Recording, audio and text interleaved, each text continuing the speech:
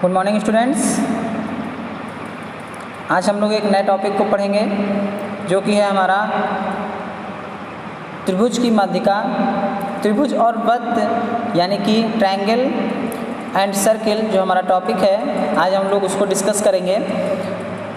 तो ट्रायंगल और सर्किल में सब ट्रायंगल का जो कुछ पार्ट है हम लोग पढ़ चुके हैं प्रीवियस हम लोग वीडियो में कि ट्रायंगल कितने टाइप्स के होते हैं और कौन कौन से उसमें ट्रायंगल्स हम लोगों ने पढ़े थे, वो सब उसमें डिस्कस किया गया है। आप लोग उस वीडियो को देख सकते हैं। और जो ट्रायंगल का कुछ पार्ट है हमारा इस चैप्टर में था जो कि हम लोग पढ़ेंगे, जैसे मीडियन ऑफ ट्रायंगल, ओके, और समरूप त्रिभुज और सर्वांग सम त्रिभुज। कॉन्ग्रुएंसी ट्रायंगल की क्या होती है हम लोग उसको पढ़ेंगे। तो सबसे पहले हम लोग देखते हैं त्रिभुज की माध्यिका यानी कि मीडियन ऑफ अ ट्रायंगल। त्रिभुज की माध्यिका क्या होती है, हम लोग उसको कैसे रिप्रेजेंट करते हैं। नाउ डेफिनेशन है इसकी, त्रिभुज के किसी शीर्ष से सम्मुख भुजा पर खींचा गया समद्विभाजक त्रिभुज की माध्यिका कहलाता है। अब कहने का क्या यहाँ तात्पर्य है कि कोई हमारा ट्रायंगल है, उसका कोई भी शीर्ष है, उससे उसके सामने वाली यानी कि उसके सामने जो भुजा है, जो साइड है उसके सामने वाली, उस पर जो भी हमारा समद्विभाजक खींचा गया है। समद्विभाजक मतलब जो उसको समान बराबर भागों में विभाजित कर रहा हो, ठीक है, वह त्रिभुज की क्या कहलाती है, माध्यिका कहलाती है। प्रत्येक त्रिभुज की 3 माध्यिकाएँ होती हैं। त्रिभुज की 3 माध्यिकाएँ होती हैं क्योंकि उसकी 3 भुजाएँ होती हैं, इसलिए उसकी 3 माध्यिकाएँ भी होती हैं। इसमें जैसे अगर हमारी कोई भुजा दी हुई है तो आप स्क्रीन पर देख सकते हैं, कोई भी ट्रायंगल है हमारा ABC एक दिया हुआ है जिसमें AB भुजा पर शीर्ष C से एक समद्विभाजक खींचा गया CD, फिर AC भुजा पर B शीर्ष से BF जो है खींचा गया इस पर, और फिर BC भुजा पर शीर्ष A से एक समद्विभाजक खींचा गया AE। तो वो क्या कर रहा है, उसको समान बराबर भागों में विभाजित कर रहा है, ओके। तो अगर इंग्लिश में इसको देखें तो a median of a triangle is a line segment that joins a vertex to the midpoint of the side that is opposite to the vertex, okay. वही चीज़ कह रहा है कि एक मीडियन जो है ट्रायंगल का एक ऐसा लाइन सेगमेंट होता है that joins a vertex to the midpoint of the side that is opposite to the vertex। अब जैसे फिगर्स में हम लोग देख चुके हैं कि अगर ए शीर्ष से जो हमारा ए शीर्ष है उससे सामने वाली भुजा BC पर एक समद्विभाजक खींचा गया है, ठीक है, AE, जो कि सामने BC भुजा को 2 बराबर पार्ट्स में डिवाइड कर रहा है। Now properties of median. अब मीडियन की प्रॉपर्टीज़ क्या होती हैं यानी कि माध्यिका के गुण क्या होते हैं हम लोग पढ़ेंगे। सबसे पहला जो इसका गुण है, प्रॉपर्टी है, वो ये कहती है प्रत्येक त्रिभुज की 3 माध्यिकाएँ होती हैं। यानी कि जो ट्रायंगल है हमारा उसके every triangle has 3 medians, every triangle has 3 medians, 1 from each vertex. Means प्रत्येक शीर्ष की एक माध्यिका होती है जो हमारे फिगर में दिखाई गई है, AE, BF और CD। ये क्या है, ये मीडियंस हैं किसकी, ट्रायंगल ABC की। नाउ B मीडियन जो है, B पॉइंट है, वो कह रहा है 3 मीडियंस यानी कि माध्यिकाएँ हमेशा एक बिंदु पर मिलते हैं। जो तीनों माध्यिकाएँ होंगी वो किसी एक बिंदु O पर मिल रही हैं, फिगर में हम लोग देख सकते हैं, जो कि उनका सेंटर कहलाता है, केंद्र कहलाता है। C वह बिंदु जहाँ 3 माध्यिकाएँ मिलती हैं, the 3 medians always meet a single point, sorry ये तो सेकेंड पॉइंट था। C पॉइंट है वह बिंदु जहाँ 3 माध्यिकाएँ मिलती हैं, वो त्रिभुज का केंद्रक कहलाता है। यानी कि वो जहाँ पर तीनों पॉइंट मिल रहे हैं वो क्या कहलाएगा, उसका सेंटर, जो कि बिंदु O है, पॉइंट O रिप्रेजेंट कर रहा है ट्रायंगल ABC का सेंटर है। नाउ नेक्स्ट पॉइंट है, ट्रायंगल का प्रत्येक माध्य ट्रायंगल को 2 छोटे छोटे भागों में विभाजित करता है, वो छोटे भाग क्या कहलाते हैं? दो छोटे छोटे त्रिभुज कहलाते हैं, ठीक है। त्रिभुजों में विभाजित करता है जिनका क्षेत्रफल समान होता है। 3 माध्यिकाएँ त्रिभुज को समान क्षेत्रफल के 6 छोटे त्रिभुज में विभाजित करती हैं, यानी कि जो उसके मीडियंस को डिवाइड करने पर उसके जो छोटे छोटे पार्ट्स बनेंगे उनका जो एरिया होगा वो सभी का क्या होगा? इक्वल होगा। ओके, नाउ नेक्स्ट पॉइंट है त्रिभुज की ऊंचाई यानी कि शीर्ष लंब, means altitude of a triangle. अब त्रिभुज की ऊंचाई ज्ञात करनी है, एल्टीट्यूड। तो इसकी अगर हम लोग बात करें, त्रिभुज के किसी शीर्ष से सम्मुख भुजा पर खींचा गया या डाला गया लंब उस त्रिभुज की ऊंचाई का शीर्ष लंब कहलाता है। मीन्स जो कोई भी एक शीर्ष है उसका वर्टेक्स है, उससे सामने वाली भुजा पर क्या डाला गया है? लंब, परपेंडिकुलर। वहाँ पर हम लोगों ने क्या किया था? समद्विभाजक किया था, इसलिए वो उसका मीडियन कहलाएगा। लेकिन जब लंब डाला जाएगा तो वो उसकी हाइट कहलाएगी, उसका एल्टीट्यूड कहलाएगा। ओके, तो वही जो लंब डाला जाता है वही उस त्रिभुज की ऊंचाई का शीर्ष लंब कहलाता है, यानी कि एल्टीट्यूड कहलाता है। Means an altitude of triangle is a line segment that starts from the vertex and meets the opposite side at right angle. Okay, figure में रिप्रेजेंट किया गया है त्रिभुज ABC, उसके जो शीर्ष लंब डाले गए हैं E, F और D। Okay, now properties of altitude of triangle, जो उसके शीर्ष लंब की कुछ प्रॉपर्टीज होती हैं उसको देखते हैं क्या होती हैं। फर्स्ट प्रॉपर्टी कह रही है प्रत्येक त्रिभुज में 3 शीर्ष लंब होते हैं, यानी कि कितने होते हैं? 3 एल्टीट्यूड होते हैं। ओके, फिगर में दिखाया गया है AE, BE, BF और CD। त्रिभुज ABC के क्या हैं? 3 शीर्ष लंब हैं। बी जो पॉइंट है वो कह रहा है तीनों शीर्ष लंब हमेशा एक बिंदु पर मिलते हैं। ओके, वो जो तीनों जब शीर्ष लंब एक दूसरे को किसी एक बिंदु पर मिलेंगे वो हमारा O से रिप्रेजेंट किया गया है। त्रिभुज के शीर्ष लंब त्रिभुज के बाहर तथा अंदर दोनों जगह हो सकते हैं। ये त्रिभुज पे डिपेंड करेगा कि त्रिभुज कौन सा है, उसके अकॉर्डिंग उसका जो शीर्ष लंब है वो त्रिभुज के बाहर भी बन सकता है और त्रिभुज के अंदर भी बन सकता है। ओके, नाउ नेक्स्ट पॉइंट है त्रिभुज के अंतःकोण और बहिष्कोण। त्रिभुज के अंतःकोण और बहिष्कोण मीन्स त्रिभुज के इंटीरियर एंगल और एक्सटीरियर एंगल। जो बाह्य एंगल बनता है बाहर त्रिभुज के वो बहिष्कोण कहलाता है, एक्सटीरियर एंगल। और जो त्रिभुज के अंदर कोण होते हैं वो क्या कहलाते हैं? हमारे इंटीरियर एंगल। जैसे फिगर में दिखाया गया है कि हमारे अंतःकोण हैं angle 1, angle 2 and angle 3, and जो एक्सटीरियर एंगल है मीन्स बहिष्कोण वो क्या है? एंगल 4। और अंदर के तीनों कोणों का अंतःकोणों का योग कितना होता है? 180 अंश होता है। अंतःकोणों की बात हो रही है जो त्रिभुज के अंदर है। ओके, नाउ नेक्स्ट है, अब ये जो हमारा एक्सटीरियर एंगल था, एक्सटीरियर एंगल क्या कहता है? एंगल 2 प्लस एंगल 3 बराबर 4। देखिए एंगल 2 प्लस एंगल 3 यानी कि एंगल 2 और एंगल 3 फिगर में देख सकते हैं आप। एंगल 2 और एंगल 3 किसके इक्वल है? एंगल 4 यानी कि एक्सटीरियर एंगल के। अब इसकी डेफिनेशन क्या कहती है कि यदि त्रिभुज का एक भाग बढ़ा दिया जाता है, यानी कि उसको कुछ उसका if a side of a triangle is increased then exterior angle so formed is equal to the sum of the two interior opposite angle। Means जो एक्सटीरियर एंगल है उसके जो 2 इंटीरियर अपोजिट एंगल होंगे उनके सम के इक्वल होगा। Figure में अभी हमने दिखाया कि एंगल 2 प्लस एंगल 3 बराबर एंगल 4। तो फिर से एक बार डेफिनेशन को रिपीट कर देते हैं। थ्योरम है बेसिकली, मीन्स यदि त्रिभुज का एक भाग बढ़ाया दिया जाता है तो बाहरी कोण यानी कि जो एक्सटीरियर एंगल है एंगल 4 का मान आंतरिक कोणों के योग के बराबर होता है, उसके सामने की अपोजिट साइड के। ओके, उसके जो अपोजिट एंगल होंगे अंदर के उनके योग के बराबर होगा। सर्वांगसम त्रिभुज, यदि एक त्रिभुज दूसरे त्रिभुज पर पूरा लाई कर जाए, यानी कि एक त्रिभुज दूसरे त्रिभुज के ऊपर एज इट इज लाई कर जाए तो वो दोनों त्रिभुज क्या कहलाएंगे? सर्वांगसम कहलाएंगे। इसको हम लोग संकेत में दिखाया गया है आपको स्क्रीन पर कि किस संकेत द्वारा दर्शाया जाते हैं। 2 सिंपल लाइन होती हैं और उसके ऊपर एक साइन होता है जो कि सर्वांगसम का साइन होता है। समरूप त्रिभुज, यदि किन्हीं दो त्रिभुजों के संगत कोण बराबर हों।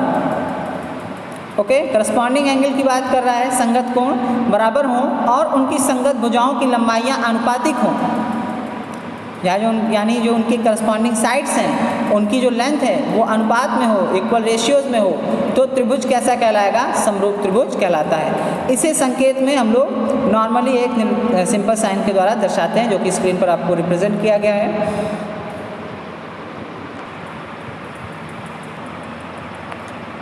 तो ये जो पार्ट था हमारा, ये ट्रायंगल का पार्ट था जो कि इस चैप्टर में हमको पढ़ना था। उसके मीडियन क्या होते हैं, उसका एल्टीट्यूड और congruency of the triangles and the similar triangles. Okay, now next हम लोग डिस्कस करते हैं वृत्त यानी कि सर्किल। सर्किल किसे कहते हैं उसकी डेफिनेशन को देखेंगे, उससे रिलेटेड कुछ इंपॉर्टेंट कॉन्सेप्ट्स हैं, उसके फॉर्मूलाज हैं, उसको हम लोग इसमें पढ़ेंगे।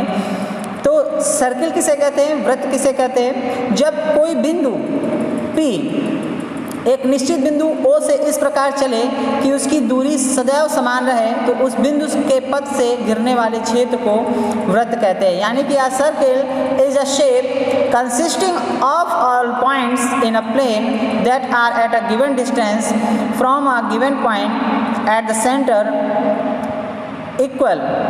It is the curve traced out by a point that moves in a plane so that its distance from a given point is constant। means एक ऐसा पॉइंट जिससे उसकी डिस्टेंस चारों तरफ क्या रहे, इक्वल रहे, समान रहे। ओके, जब कोई बिंदु P, इसमें फिगर में रिप्रेजेंट किया गया है कि एक बिंदु P है, उसको जब हम एक बिंदु से O से इस प्रकार चला रहे हैं कि उसकी दूरी सदैव समान रहे, तो उसका जो बिंदु पथ होगा पूरा वो क्या हो जाएगा, वो सेंटर कहलाएगा। नाउ नेक्स्ट आता है इसी में पॉइंट, केंद्र से परिधि पर किसी बिंदु तक की दूरी को त्रिज्या कहते हैं। अब यहाँ पर था रेडियस किसे कहते हैं, त्रिज्या। तो केंद्र से परिधि यानी कि सरकमफेरेंस पर किसी बिंदु तक की दूरी को त्रिज्या कहते हैं। जो सेंटर से सरकमफेरेंस के बीच की जो डिस्टेंस होगी, it is called the radius. आकृति में OP क्या है, हमारी रेडियस से त्रिज्या, इसे स्मॉल r से रिप्रेजेंट करते हैं। वृत्त की परिधि पर दो बिंदुओं को मिलाने वाली रेखा जो केंद्र से गुजरती है व्यास कहलाती है। ओके, और यही क्या होता है, ये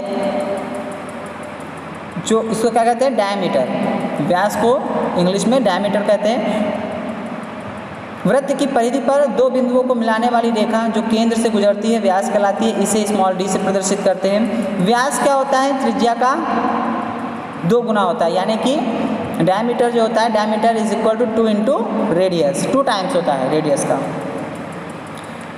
और रिलेशन क्या होता है, त्रिज्या व्यास तथा परिधि में, यानी कि रेडियस, डायमीटर और सर्कमफेरेंस में होता है। वृत्त की जो परिधि होती है उसका फॉर्मूला होता है 2 पाई r। Circumference of a circle is equal to 2 pi r। now next है chord यानी कि जीवा। chord of a जीवा, chord या और जीवा मीन्स वृत्त की परिधि पर किन्हीं दो बिंदुओं को मिलाने वाली रेखा। वृत्त की परिधि पर किन्हीं दो बिंदुओं को मिलाने वाली रेखा वृत्त की जीवा कहलाती है। Means the chord of a circle can be defined as the line segment joining any 2 points on the circumference। Circumference के किन्हीं 2 पॉइंट्स को जब कोई लाइन सेगमेंट ज्वाइन करता है तो it is called the chord। Okay, now व्यास वृत्त की सबसे बड़ी जीवा होती है, यानी कि जो डायमीटर होती है, diameter is the longest chord of the circle. Diameter क्या होती है, longest chord of the circle, उस वृत्त की सबसे बड़ी जीवा होती है। AB क्या है, एक जीवा है, इसमें फिगर में रिप्रेजेंट किया गया है। नाउ नेक्स्ट है हमारा डेफिनेशन, चाप यानी कि आर्क किसे कहते हैं, वृत्त की परिधि के किसी भाग को वृत्त का चाप कहते हैं। आकृति में ABC एक चाप है। Means an arc of the circle is any portion of the circumference of a circle. Means जो इसमें देखिए कुछ हाईलाइटेड पार्ट आपको जो फिगर है उसमें रिप्रेजेंट किया गया है, ABC वाला पार्ट, वो क्या उसका चाप है। नेक्स्ट डेफिनेशन है वृत्तखंड यानी कि सेगमेंट। वृत्तखंड यानी कि सेगमेंट, जीवा द्वारा वृत्त को जिन 2 बराबर भागों में बांटा जाता है वो क्या कहलाते हैं, वृत्तखंड कहलाते हैं। बड़े वृत्तखंड को दीर्घ वृत्तखंड और छोटे वृत्तखंड को लघु वृत्तखंड कहते हैं। मीन्स जो स्मॉल पार्ट होता है ओके उसको लघु वृत्तखंड कहते हैं, और जो हमारा बिग पार्ट होता है उसको दीर्घ वृत्तखंड कहते हैं। A segment of is a region bounded by a chord of a circle and the intercept r of the circle. A segment within a intercept r less than the semicircle is called a minor segment. Okay, a sector with an intercepted r greater than a semicircle is called the major segment. Mean जो बड़ा part होता है वो हमारा major segment यानी कि दीर्घ वृत्तखंड कहलाता है, और जो हमारा स्मॉल पार्ट होता है वो हमारा क्या कहलाता है, माइनर सेगमेंट यानी कि लघु वृत्तखंड। नेक्स्ट है त्रिज्यखंड। त्रिज्यखंड किसे कहते हैं, सेक्टर। सेक्टर की डेफिनेशन है किसी वृत्त की चाप तथा दो त्रिज्याओं द्वारा घिरे क्षेत्र को त्रिज्यखंड कहते हैं। मीन्स ये किसी सर्किल का जो आर्क होता है और जो दो रेडियस होती हैं उसकी, उससे जो घिरा हुआ एक एरिया होता है उसको हम लोग क्या कहते हैं, सेक्टर कहते हैं। A sector is said to be a part of a circle made of the arc of the circle along with its two radii. It is a portion of the circle formed by a portion of the circumference means arc, जो एक portion होता है उसका arc उससे बना होता है, and two radius of the circle at both end points of the arc, जो उसके दो रेडियस होते हैं और जो सर्कमफेरेंस पे एक हम लोग पार्ट लेते हैं आर्क का, उससे जो बना हुआ सेगमेंट होता है it is called the sector यानी कि त्रिज्यखंड कहलाता है। ओके स्टूडेंट्स, इसमें फॉर्मूला दिया हुआ है, अगर किसी वृत्त के त्रिज्यखंड की लंबाई हमको ज्ञात करनी है the length of the sector, तो उसका फॉर्मूला होता है θ/360 × 2πr। ओके, एंड अगर हमें उसका एरिया फाइंड करना है तो एरिया हो जाता है वृत्त के त्रिज्यखंड का एरिया यानी कि area of a sector of circle θ/360 × πr²। तो इंपॉर्टेंट दोनों फॉर्मूले हैं, इससे रिलेटेड क्वेश्चंस आते हैं, इनको अच्छे तरीके से प्रिपेयर कर लीजिए। नेक्स्ट आता है स्पर्श रेखा यानी कि लाइन सेगमेंट। स्पर्श रेखा को लाइन सेगमेंट नहीं, इसको हम लोग टेंजेंट बोलते हैं, सॉरी स्पर्श रेखा को हम लोग इंग्लिश में टेंजेंट कहते हैं। तो टेंजेंट क्या है, वह रेखा जो वृत्त को एक ही बिंदु पर स्पर्श करे। ऐसी रेखा क्या करे, जो वृत्त को किसी एक बिंदु पर स्पर्श करती है, स्पर्श रेखा कहलाती है यानी कि उस पर टेंजेंट कहलाती है। A tangent to a circle is a straight line which touches the circle at only one point. This point is called the point of tangency. वो उसका क्या कहलाता है, वो जो पॉइंट होता है वो पॉइंट ऑफ टेंजेंसी कहलाता है, और जो टच करता है पॉइंट वो टेंजेंट कहलाता है। ओके, नेक्स्ट है पॉइंट अर्धवृत्त यानी कि semi circle. A semi circle is a half circle that is formed by the cutting a whole circle into two half along a diameter line. Okay, semicircle always measure 180 degree. Means कहने का क्या तात्पर्य है यहाँ पर कि वृत्त का व्यास वृत्त को दो वृत्तखंडों में विभाजित करता है, और यह वृत्तखंड क्या कहलाता है, अर्धवृत्त कहलाता है। जो एक हमारा सेमी सर्किल होता है वो 180 डिग्री को मेजर करता है, क्योंकि वो 360 डिग्री पूरा होता है। तो जब हाफ सर्किल उसके डायमीटर से हो गया तो वो 180 डिग्री मेजर करेगा। ओके, ना वृत्त संबंधी कुछ प्रमेय हैं सर्किल से रिलेटेड, तो उनको भी देख लेते हैं। किसी वृत्त में चाप द्वारा केंद्र पर बनाया गया कोण शेष चाप पर बनाए गए कोण का दोगुना होता है। ये इंपॉर्टेंट क्वेश्चन है, इससे एक इंपॉर्टेंट थ्योरम है, इससे एक क्वेश्चन कन्फर्म है आना। तो ये थ्योरम अच्छे से समझ लीजिए कि अगर हमारा कोई भी चाप के द्वारा बनाया केंद्र पर बनाया गया कोण है तो शेष चाप पर बनाए गए कोण का वो क्या होता है, दोगुना होता है। जिसमें फिगर में देख लीजिए A और 2A। ओके, एंगल POQ, यहाँ पर फिगर में दूसरे एंगल दिखाए गए हैं RAB, तो उससे आप समझ सकते हो कि एंगल 2 कौन सा है। मतलब अगर हमारा A एंगल दिया है तो जो सेंटर पे बना एंगल होगा वो उसका दोगुना होगा। नेक्स्ट है अर्धवृत्त में बनने वाला कोण समकोण यानी कि 90 डिग्री होता है। अगर कोई अर्धवृत्त में बना है कोण तो वो क्या होता है, means the angle is an a semi circle is right angle. Next आता है समान वृत्तखंड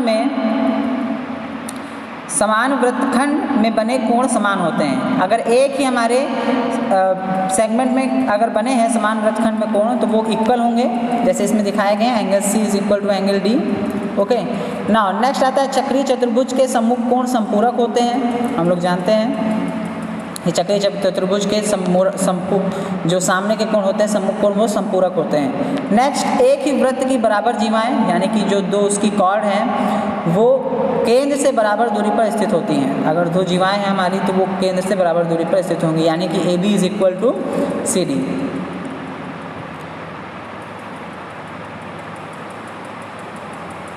नाउ वृत्त के केंद्र से जीवा पर डाला गया लंब, वृत्त के केंद्र से अगर कोई जीवा है यानी कि कॉर्ड है उस पर अगर लंब डाला गया है तो वह उसको समद्विभाजित करता है, यानी कि दो बराबर भागों में विभाजित करता है।